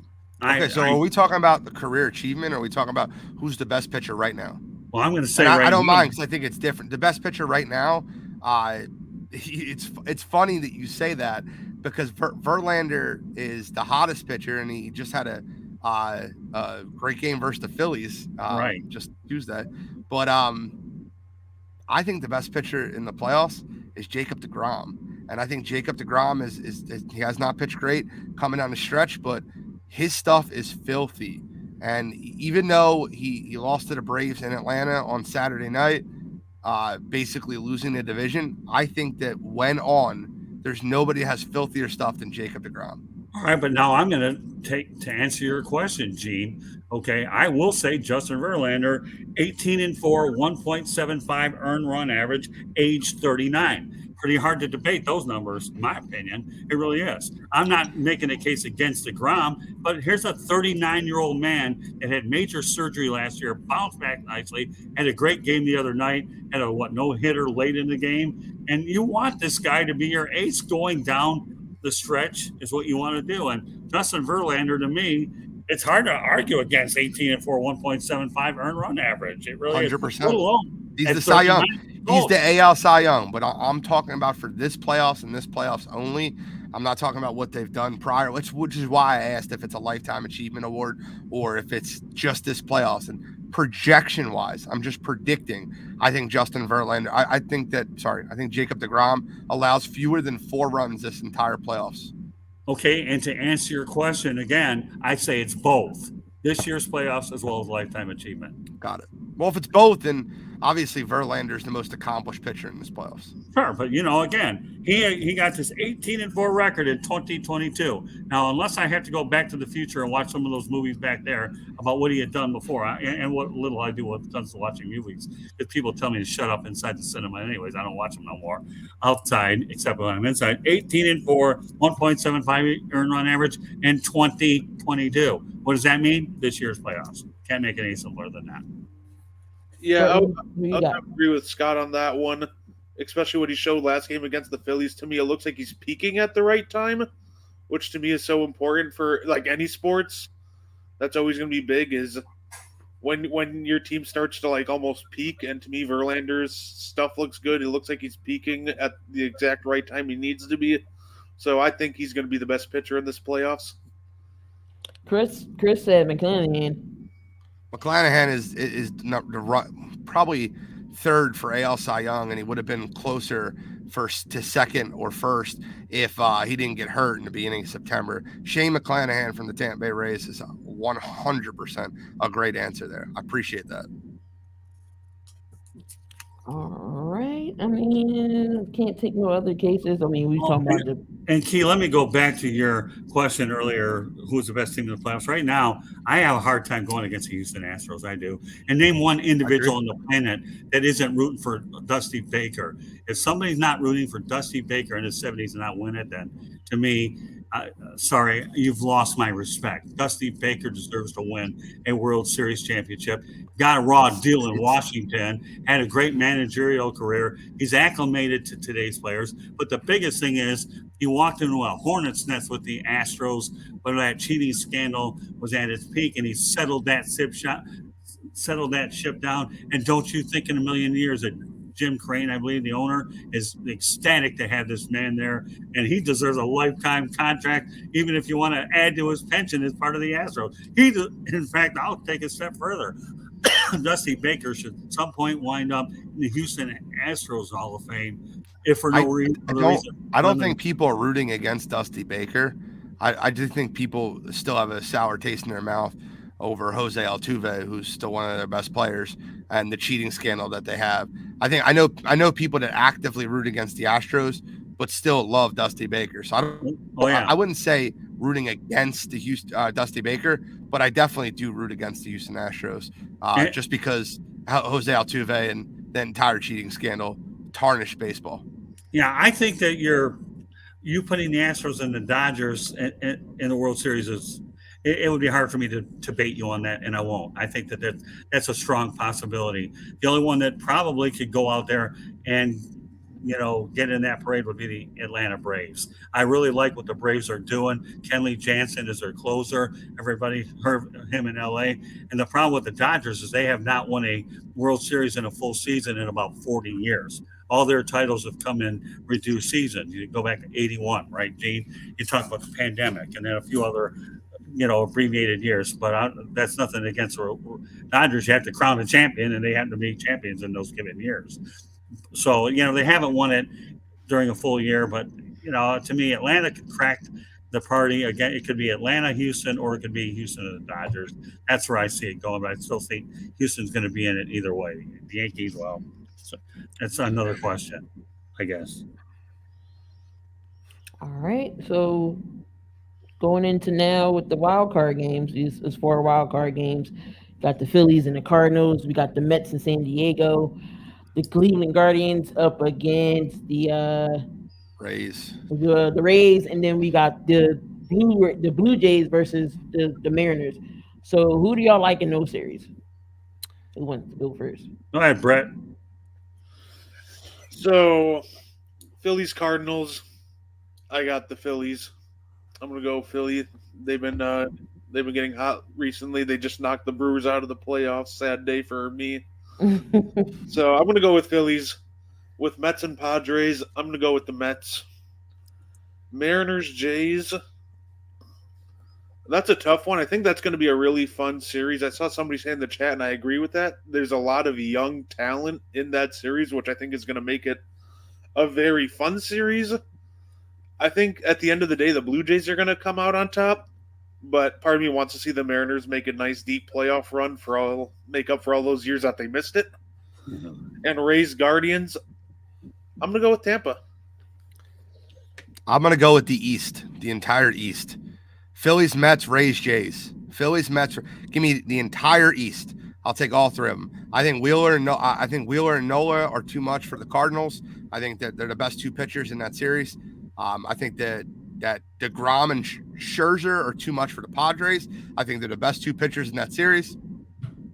I think McClanahan's the best pitcher in the Rays and Guardian series.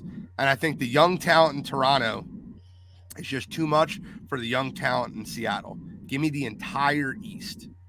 Phillies, Mets, Jays, Rays. Nice. I'll be right back, gentlemen. All right, I'm going to go ahead and I'm going to lean on Cleveland over the Rays. I don't know why. It's just a hunch.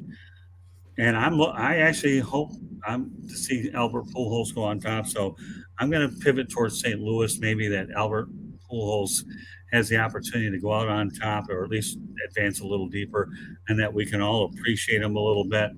The Toronto Blue Jays, to me, I do believe that they will beat Seattle. Seattle hadn't been there in 21 years, but it's a great story.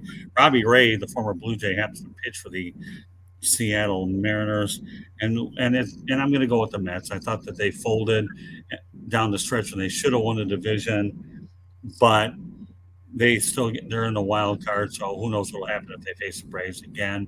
So Cleveland, St. Louis, Toronto, and the Mets are my 4.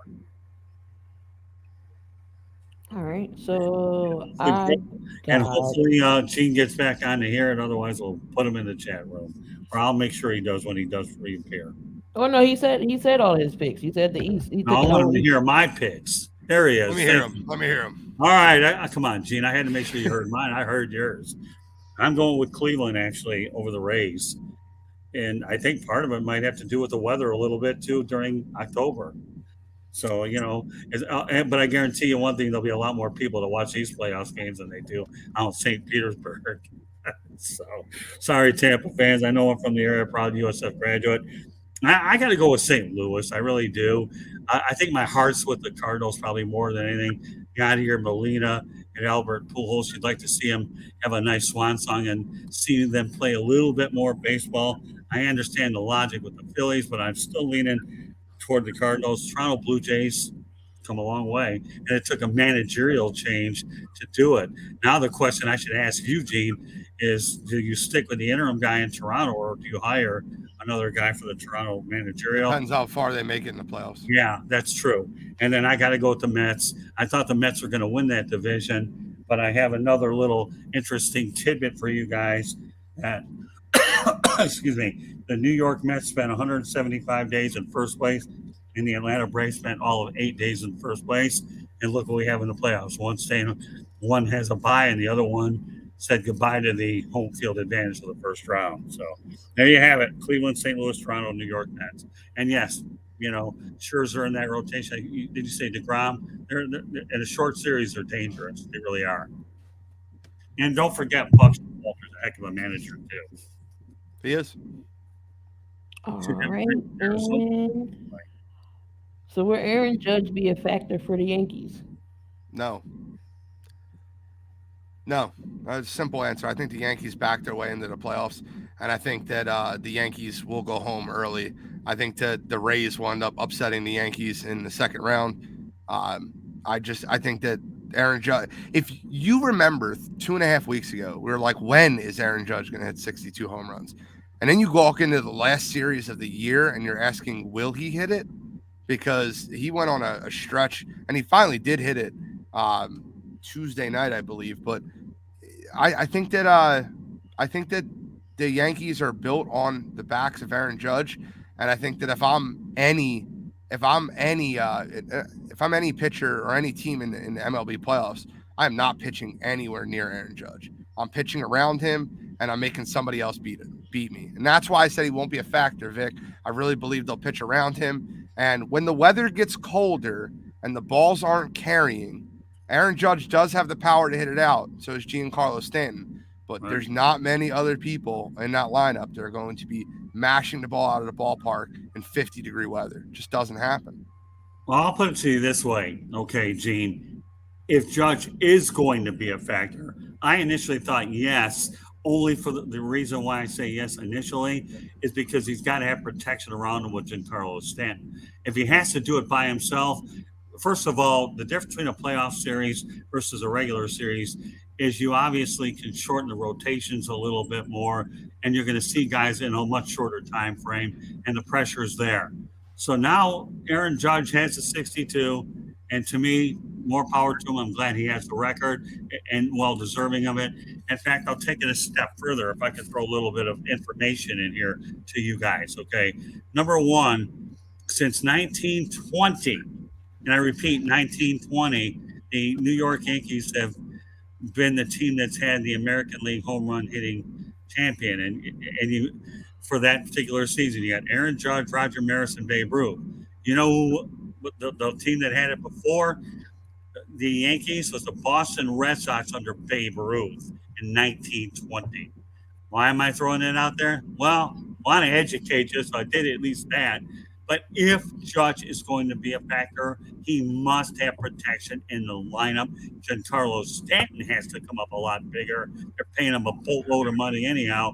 Judge bet on himself. Who knows where it'll be a year from now? But I know he has a burning desire that if he thinks he can carry this team to the 28th championship in franchise history, I'll say no because I don't. I think he needs help, and I don't know if he's going to get it. And let's face it, he's had a heck of a year, but the postseason's a different animal. I say Gene kind of touched on my answer to this question because I just wrote down Judge will be a factor if they pitch to him, and I don't think they'll pitch to him. I think they'll pitch around him. I think they'll walk him, but I think they'll just try to avoid pitching to him in most cases when they can.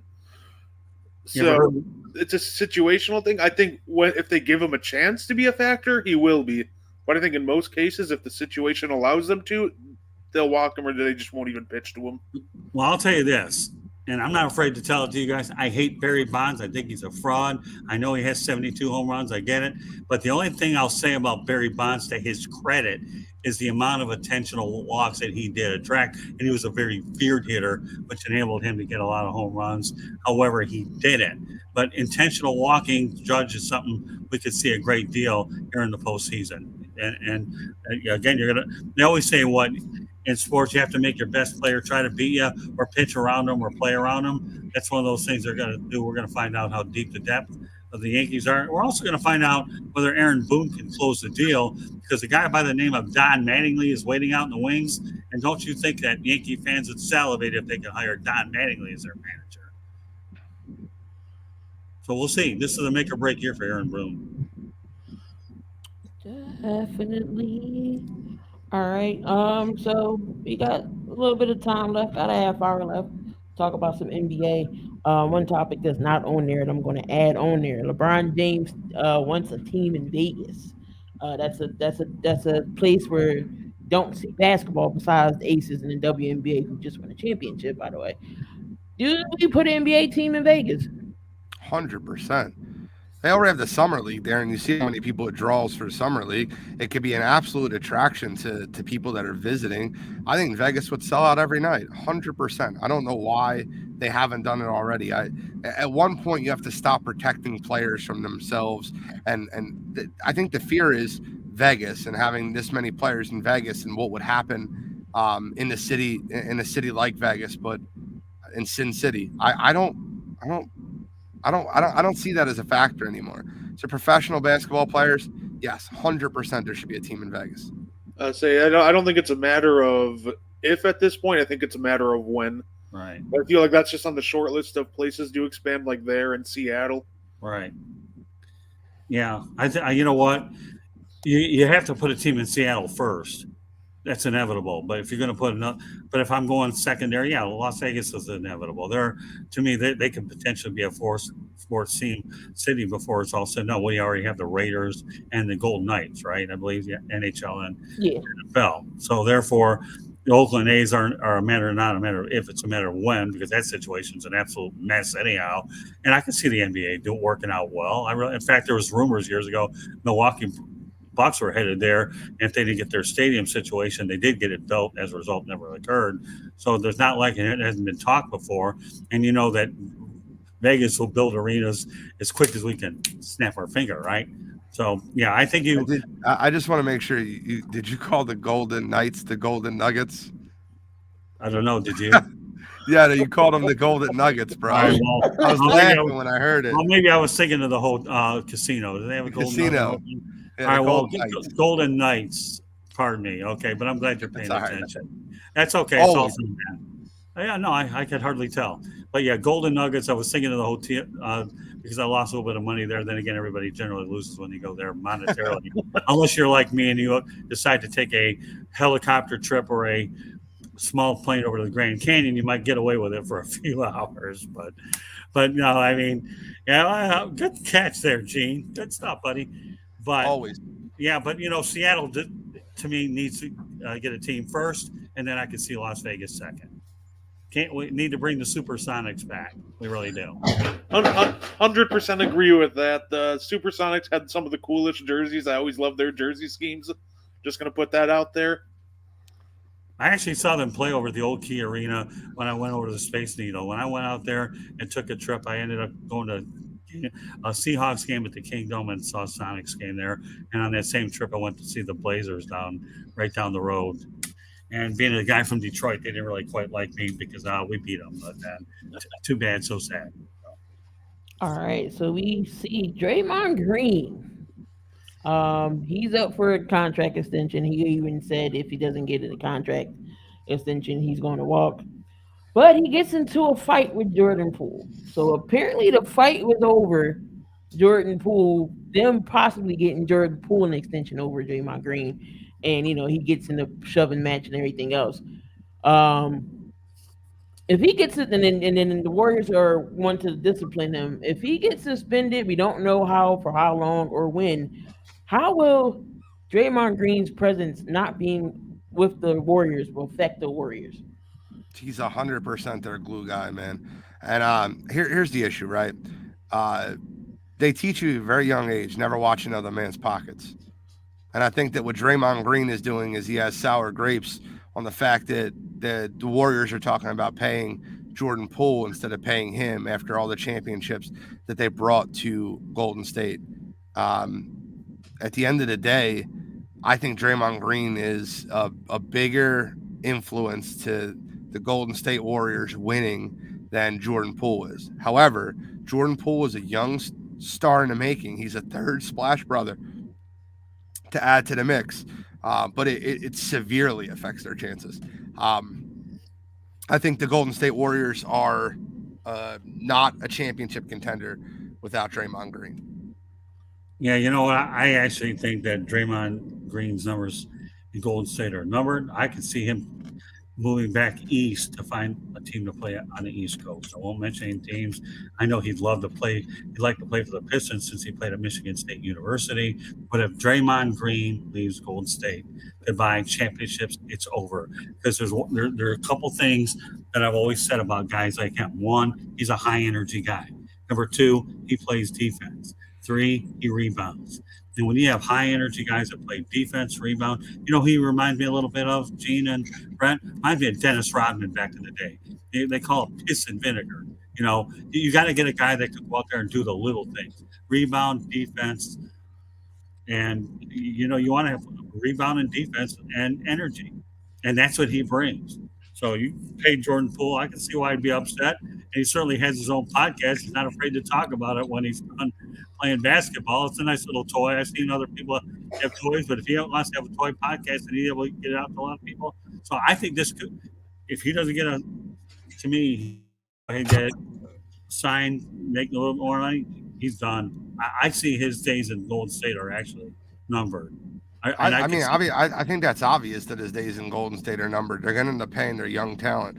That's what Golden State's going to do, but I don't agree with it. I'm telling you, Greg Popovich said something last year that Draymond Green is the MVP of the Warriors. I wouldn't go that far to say that he's more valuable than Steph Curry, but I'll take it. I'll be very clear. I think Draymond Green is more valuable to that team than Klay Thompson. I think Draymond Green is more valuable to that team than Jordan Poole.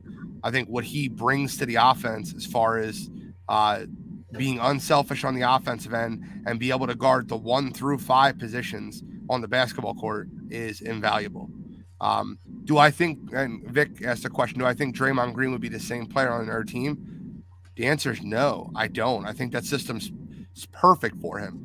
I think he can be a good player and a good role player on another team, but I think that the situation that he has in Golden State with the shooters that he has around him, with his ability to see the floor and his ability to defend off screens and defend all 5 positions on the basketball court, I don't think there's a better situation for him. So I don't think he could be the best player or the player he is anywhere else. Yeah, I think the key words though with what Vic is saying, same player on another team. I think though, and I want to break down those words one for one if I may do so. Okay. Again, you're talking about a guy who is a role player with an energy guy. It depends on the talent that you have around him. Do I think he could be a huge impact, for example, for the Boston Celtics? Maybe. Again, everything is a case by case situation, is really what it is. So the word same means you're duplicating the Warriors' success. Can you imagine what a guy like him would be like on the Milwaukee Bucks? God, that would be. But just Scott, the issue that you're running into is he wants to be paid. So he's Right, not going to no, go to a Boston Celtics or a Milwaukee Bucks because they're not going to have the money to pay him because Oh, of no, salary no. cap restrictions. He has to be one of your big 3 players on your team. And if he's going to get paid and go to a different team, you have to think situation. So where could Draymond Green go in which he's a top 3 player on the team and have the same impact that he has in Golden State? And the answer is nowhere. Yeah, but the question I have to you, though, Gene, is this, okay? I believe the NBA is going to be negotiating a new TV deal pretty soon, right? A collective bargaining agreement. So I think there's a variable there by what you're saying is right to a large extent. But before we go deeper into this, let's see where the new TV deal goes and see how much extra money is available for all these teams. And then I would suggest that he brings it up at a later date down the line when we're doing this about where he goes. So it's not a matter of what you're going to get paid immediately. I believe, correct me if I'm wrong, okay, didn't LeBron James just sign, I believe, a 2-year extension? Is that correct? Recently, a short-term deal? And he did it with the intent that, okay, I'll commit to another couple of years. Everybody's waiting for that new TV deal is what they're waiting. So again, they always say, pay me now, pay me later. What does he think he's going to get? Or is this a personal thing, like you're saying, or between Jordan Poole and him, that he's getting it, but why am I not getting it? Then you have another conversation altogether. Because after all, without Draymond Green, they wouldn't have won any championships. Say what you want. His technical fouls could probably pay the salaries of a lot of people in this country because he certainly did. And Chris Hackney, I am so glad that you even talked about Ben Wallace, that Wallace priced himself off of good teams. But Ben Wallace, to me, was another good player Chris, and I know where you're coming from. You're totally right. That you say Draymond can't succeed in any other players, and he's better than Ben Wallace. But you know what? Ben Wallace, to me, I believe he made it to the Pro Basketball Hall of Fame, right? And here's a guy that came from, well, here's the thing. Grant Hill in a sign-in trade with Chucky Atkins from how did that work out between Orlando and the Pistons? Well, take it a step further, Scott. Take it a step further with Draymond. How many championships do you need to win before I guess think he would not be at the same level on another team? Why should Golden State pay him? I don't know if they should, but if you want to win championships, that's your best option. But for Draymond Green, why would you take less money to play on Golden State after winning 4 championships? Go get your money. Go get paid. Yeah. You deserved it. You earned it. You've took a backseat to players like Steph Curry, Klay Thompson, Andrew Wiggins, who's getting paid on that team now. He took a backseat to a lot. Kevin Durant, when he was part of the nucleus that built that culture. It's time for him to get paid. He's won 4 championships. Go be another team's role player and get paid. Get that max money you deserve. Yeah, well, there's no debate. Hey, gee, guess what, pal? Okay, I agree with you 1,000%. Period. Follow the money. You know, he does have 4 championships. Pardon me? It's a business. He's got to follow the money. I agree with you. But don't you? Let me ask you a question, though, Gene. Okay, he's going to get paid anyways. I think we're both right. And Brett, probably. I assume you're with us on this one. Follow the damn money. Who's to say he's not going to make good deals with shoe deals and other things after his career is over with as well? But Draymond Green's a heck of a player. I really love the man's energy. Tom Izzo, he learned well under him. So, yeah, at this point in time, you got all 4 championships. If you can get another one, great. That's icing on the cake, one for the ring. Right? Okay, but yeah, I think at this point he needs to get paid. No question about it. I wouldn't even be dumb enough to debate anybody on this at all because there's nothing to debate. He should get paid. No question about it, pal. Yeah, absolutely. I do think that he should just follow the money at this point, and I do agree that Golden State doesn't win any more championships without him. I think when you look at Draymond Green, people look at his counting stats. I'll call him Mr. Triple Single. But I think a lot of Draymond Green's impact is you got to watch the game and not look at the box score. Right. A lot of his impact is him and Steph Curry pick and roll. Steph's not always tall enough to see over the defender. All right, we'll give it to a rolling Draymond, who he's the guy to make that extra pass to Klay or Wiggins. He'll do all the dirty work. He'll do, like you said, he's kind of the glue guy to that defense. He is the glue guy on that team. So I do think if Golden State – he wants to win more rings, he should stay in Golden State. But at the end of the day, I agree, and I don't think he should be taking any pay cuts to do so. And by the way, Gene, you ever heard of a guy named Dennis Rodman? Of course I have. Okay, well, guess what? I worked with him covering the Bad Boys in the 80s, okay, late 80s. He was one of my favorite interviews. He always took care of me whenever I needed somebody. Great guy. There was a New York Knicks exec, I can't remember the guy's name, so I don't want to sit there and put names out there I'm not sure about, who says that Rodman's offensive skills are dead awful.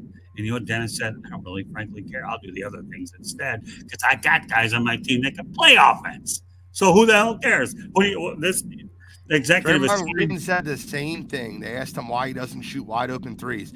He goes, if I have a 100% wide open shot and Steph Curry has a 50% covered shot, why would I not let the best shooter in the world shoot 50% contested he's a way better shooter than me? He said the same thing. He does not care about stats. He cares about winning, and he cares about setting his teammates up for success. He's a point forward that is incredibly versatile, that can play defense on all levels. And I don't think he'll go to a team like Minnesota. Like Hackney asked earlier if I think he'd be happy in a situation like Minnesota, but what if in a situation like Dallas, where Dallas has money to play with, and he could play screen and roll games with Luka Doncic, and they surround them with shooters. I think that's a situation that would be perfectly fit for him with those two attitudes. Well, let me tell you what, you just said a mouthful there, Gene. I think I'd be intrigued by the Dallas Mavericks. I really would. Here's a guy there who has a unique skill set. Okay, and I talk about a unique skill set, an unselfish one, where rebounding, defense, and energy. And I think the one thing that former Chicago Bulls coach Doug Collins, and I worked with him when he was with the Pistons, covering the Pistons back then. And I never understood the significance of the word energy until Doug Collins instilled it in my head and everybody else. And I used to sit on the floor, okay, at Pistons game. Now they make us sit further higher so they can sell those seats. Back in the day, it was a lot more fun. I could hear the coaches and watch how they all operate. But energy is what it's all about. Now, I don't want to bring in Ben Simmons too much, but I have no choice for just a quick second, okay? And I love what Steve Nash is doing. Said, we don't care if you shoot. Pass the ball, play defense, and that's that. But that's where I'm going to go. I know I got this guy's hands over his head. I'm done with the Simmons analogy. I'm not going to ruin this topic because of it. But the point is, I'm drawing connecting the dots between Green and Rodman. Okay, you criticize their offense, they don't care. They're both awful free throw shooters, they don't care. Okay, but the main thing is, and it was nice to get a reaction there where you got your hands over your face. Oh, no, Brett, don't worry. I'm a Philadelphia guy. There's no one in this planet. There's not an athlete on this planet. There's not a player that I cannot stand more than Ben Simmons in any level of sports ever. Facts, Gene. I'm with you on that. I thought Eric Lindros was the guy you were going to mention because Bobby Clark to mean the hell out of him too. But there's not a player in this in the entire any aspect of sports that's played for my teams or played against my teams that I can't stand more than Ben Simmons. Oh, I agree. He's a cowardly lion. The guy belongs on the Wizard of Oz looking for a heart. I can't stand him. He's a coward. I will say, I listened to his interview on the JJ Redick podcast, and his smug laugh, smug laugh and responses to things were just embarrassing. You want to talk about a guy that has all the talent in the world, all the God-given talent in the world, right, and just can't put himself in a gym and learn how to shoot, drives me absolutely bonkers. Ben Simmons is the biggest poor man's version of Draymond Green I've ever seen in my life. All right, but the only reason I brought it up is I'm only talking about defense and playmaking and other things. I'm not looking to turn this into a show about Ben Simmons. I only alluded to the example, but you saw how I reverted, to the Rodman Green comparison. And that's where I'm staying with this whole thing. You follow me? That's where I'm staying with the whole thing. Who was greater? Pardon me? Who is greater in your opinion? You're a Detroit guy, so you might say the wrong answer. So I'm going to ask you, who is greater, Dennis Rodman or Draymond Green? Let's see how unbiased you are. I'll just say it's a push. It's not a push. Well, okay, but you asked me a question. I would go with Dennis Rodman. I would. And that's the incorrect answer. Draymond Green is a much better player than Dennis Rodman is. Well, Dennis Rodman is a poor man's version of Draymond Green. Well, in your mind it is, and I'll tell you why I disagree with you on this. First of all, when Rick Mahorn left, then Dennis Rodman had to become a starter is what he had to do and take on an entirely different role than you had James Edwards. So and you're talking. What you're saying is his best role was off the bench, and Dennis Rodman best role was off the bench. Draymond Green is a starter that has a way better passing ability than Dennis Rodman did. Right, but just as good a defender. Dennis Rodman was a better rebounder, but that's about the only thing that Dennis Rodman did on the court. Right, but here's the thing, Gene. You're talking about two totally different eras of basketball. You're talking about when you can get physical. So you're telling me to talk about Draymond Green and the patty cake baker's man era of basketball, because that's what it really is, versus the full physical side where a 3-point play is drive to the basket. Do you think Draymond Green wouldn't be as successful in a more physical NBA? Exactly. I think that argument actually goes against you. Let me explain what I mean when I say that. Okay. We talk about LeBron James playing in a soft NBA. We talk about Draymond Green playing in a soft NBA. These are two of the most physically talented human beings in the world, and you're going to put them in a more physical version of the NBA. Draymond Green would have been multiple-time All-Star in a more physical NBA. He would have been a better player in the 80s and 90s than he is now. All right, well, then let me go back. I'll answer your point there. I do believe there's probably only a handful of players in today's NBA that could play back when it really mattered, when it got off tape delay and players didn't take everything for granted. And I will tell you right now, I am convinced 1,000%, and I've seen a hell of a lot more basketball than you have. Don't take it the wrong way. Draymond Green would easily fit in because of his style of play and his intensity. And remember that word E I mentioned? What was it now? What was it? Energy. There you go. So yeah, Yeah. I do believe that Draymond Green would easily fit in back then. I saw Rodman play in person several hundred times. I know what he can do. So again, to me, when I say that Rodman and Green are almost like a push, they are, because their skill sets are very similar of what they do. They do the little things to make And their coming team from better. anyone that's outside the Detroit metropolitan area, everyone would tell you that Draymond Green is a better player. Hey, Brett, who's a better player, Draymond Green or Dennis Rodman? Outside of rebounding, I'd have to give the edge to Draymond. He just shows more on the offensive end to me, and I know that might sound ridiculous, but you got to remember when they went 73-9, he was like a 36-37% shooter from 3. So I think he's a better, he could be a better shooter than we think. I just think he tends to like to pass it more. But I do think offensively Draymond has an edge, and they're close defensively, so I'm going to have to give the edge to Draymond. Not to Okay. mention playmaking. I'll take what you're saying and add on to it, and then Scott, you can fully rebuttal to it. But Sure. how often would you see Dennis Rodman running the point for the Pistons or for Chicago? How often would you see him running the offense for either one of these teams? Draymond's court vision and Right. passing ability and ability to be able to move an offense in transition, in the fast break, and be able to take away your team's best player.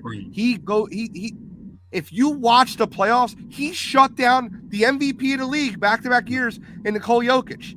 What Draymond Green did without a double team versus Jokic tells me how much better of a defender he can be. I think him and Dennis Rodman are even on the defensive end. I think Rodman was a better rebounder, and I think Draymond does everything else on the basketball court better.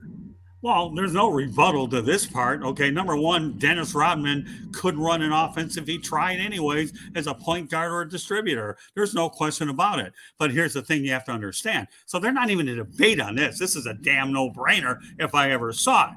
But remember this. Whenever Dennis Rodman went to other teams, he made them all better. Okay, he did, except for the Lakers. Okay, but he left Detroit.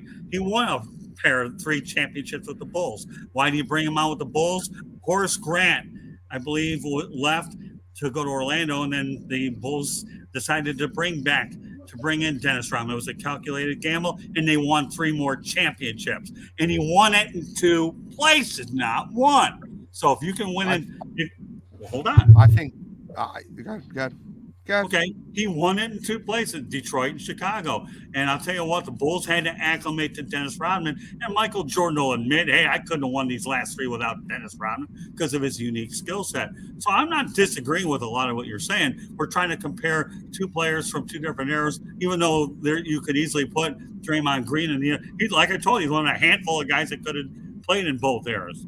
Now, I'm about to say something blasphemous to you. Go This ahead. will be blasphemous to anybody that watches basketball, but I watch a ton of basketball. I think a better comparison to Dennis Rodman is Meta World Peace, Ron Artest. I think he's a better comparison to Dennis Rodman and Draymond Green is. I think Draymond Green is a far superior player because of everything that he can do on the basketball court. Dennis Rodman was, and I watched Dennis. I'm not young enough to say I haven't watched Dennis. I watched Dennis. Dennis Rodman was a very unique player in the sense that he was very good on one end of the court. In today's NBA, and you flip it out, right? What would Draymond be in the 80s? In today's NBA, you know what Dennis Rodman would be? A liability. He would be a liability. They would leave him wide open offensively. He wouldn't be guarded at all. And that would create a 5-on-4 in the defensive end. So Draymond Green is not an offensive liability. And that's why if you compare both eras, I think it's very clear that Draymond Green is the better player. Yeah, I wouldn't refute that. I mean, you want to talk about Ron Artest, Meta World Peace. I actually worked with Mike Jarvis, his former coach at Florida Atlantic, and I asked him all kinds of Ron Artest. I'm not calling him Meta, whatever you call him. Okay, the guy that rushed into the stands and tried to make another scene for another day. But he's definitely a high intense, high defensive guy. Again, from a defensive standpoint, it's very easy to compare Ron Artest to Dennis Rodman. Yeah, I do agree that Rodman would be a liability in today's NBA. I never even questioned that for a moment.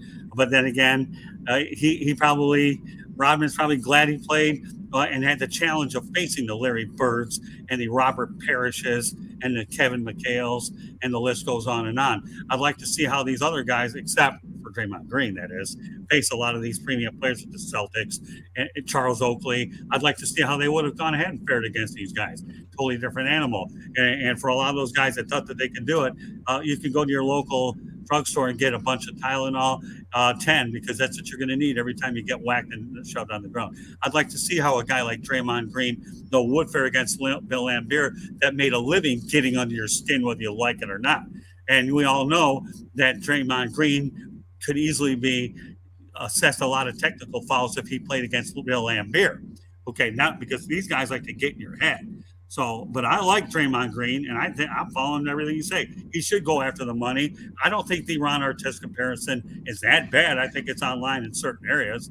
The only thing Dennis Rodman wouldn't do is just run into the stands and attack a fan. I love that Vic 3 finally put the D.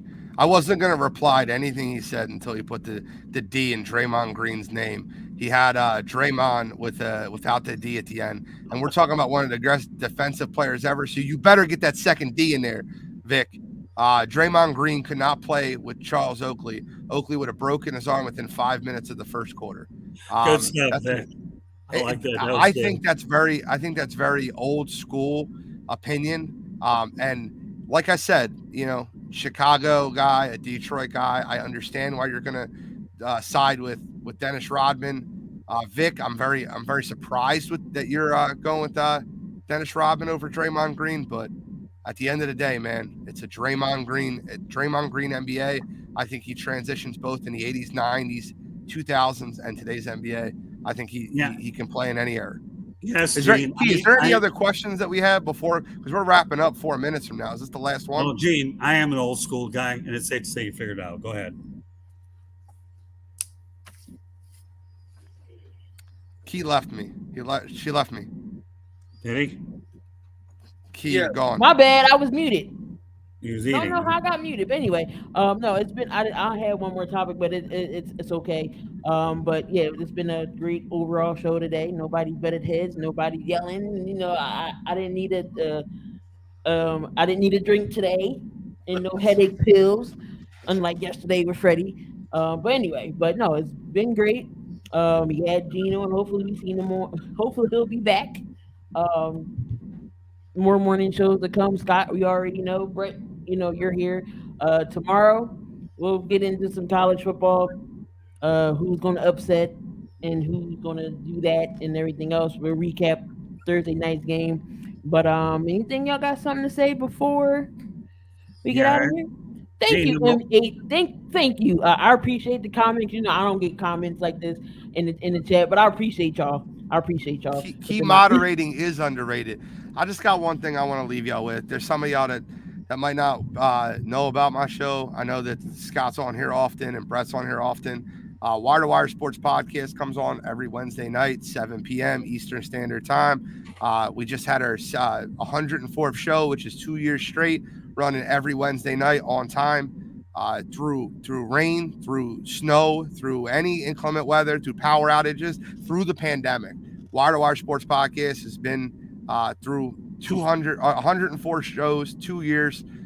Tune us in, give us a subscribe, give us a listen. I appreciate anybody that came through that listens to Wire, and I appreciate the opportunity to be on the show. I'd love to be on more often. I do have a day job, and today I just happen to have off, and I got a fun time to hop on with you guys.